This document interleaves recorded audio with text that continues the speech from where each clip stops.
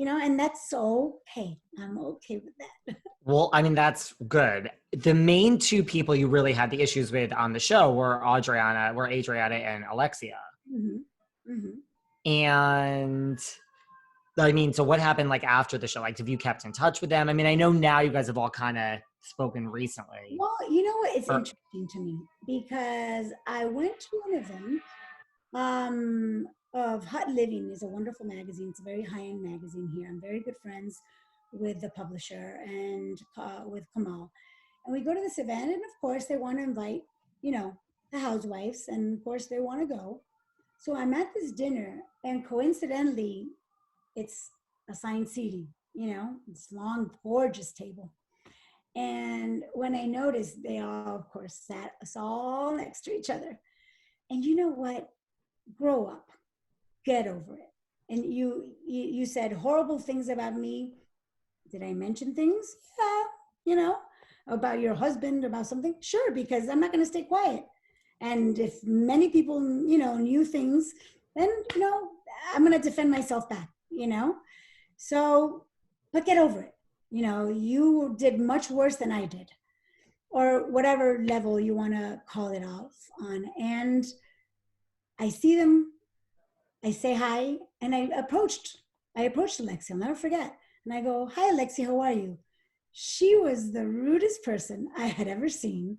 And I'm like, wow, I'm being nice to you. Like, turn the page. Life continues. Have you learned nothing from what you lived in life? And some people will just stay in that rut. And I'm like, wow, I'm just, okay, that's When was that? Like, how long ago? about a year ago, I want to say. A year ago. So it wasn't that long ago when you think about it. Or maybe it was less. I think it was maybe around the summer. Yeah. That's not, like less than a year. So she's like still holding a grudge because you called her husband gay. Yeah. May he rest in peace, because he was a wonderful man. I thought I would talk to him. He was an absolute sweetheart. So I have nothing wrong with gay, because I would say 98% of all my male friends are gay. I have an attraction to them in the sense that we just click. My best friend is gay. He's a plastic surgeon. And I have every single friend of mine, like I said, that I can think of, except for two, are gay. So you just wouldn't expect any of your girlfriends to be married to them. That's all. Right. Exactly. That's all, and, but like I said, may he rest in peace. He passed away. But the opportunities and the times that I did have conversations with him in person, absolute sweetheart, super, super nice guy. But she wanted no part of you. Yeah. What about Adriana? You know what? With Adriana, I never had a beef with her. And same thing. I went up to her like I did with every single one at that dinner that were there. And she was, I guess, if I didn't say a little nicer, she was a little nicer than Alexia, but she was also like, hi, went on her way. And I'm like, okay, I did my part of trying to say hi, be sweet, and just, you wouldn't have to be best friends, but just be cordial. I think just be educated. You're at an event, you're at a dinner, there's about 60 people, but I'm not going to lose sleep over it. That's for sure. Is Miami small in the sense that, like, do you run into them in general? I mean, this dinner obviously, but like in general, or no? Miami is small, but you also, I have I've been in a serious relationship now for 4 years.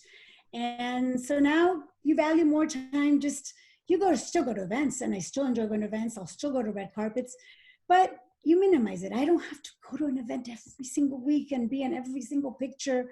And hi, I'm here. I know who I am, and I love attending events, but I don't need to be out every single week, Right. to these events. And I'm tired, and I'm working. I'm a dentist. Sometimes I'm exhausted, and to get home and start putting tons of makeup on and heels, I'm like, okay, not today. Right. So that's why I don't run into them as much. And, and that's okay. What about Marisol?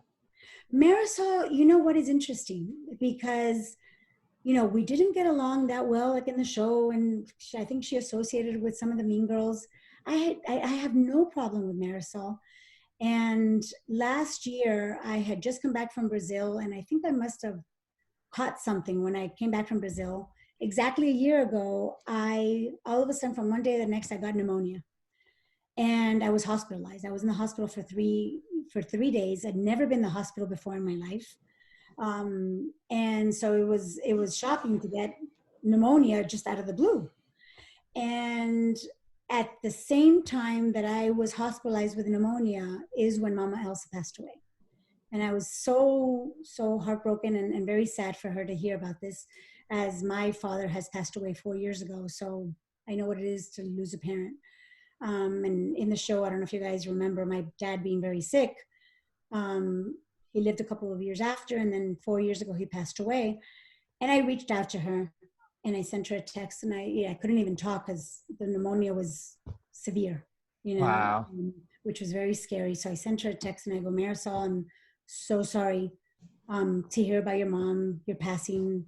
And she was really sweet and understanding. And I go, look, I would love to be able to attend the funeral. Just know that I don't think I can go. And I don't know if you would want me there, because I don't want to be presumptuous and Yeah. make her feel uncomfortable if she didn't want me there. I just wanted her to know that I wanted her to send my condolences. And she was very sweet. She was extremely sweet.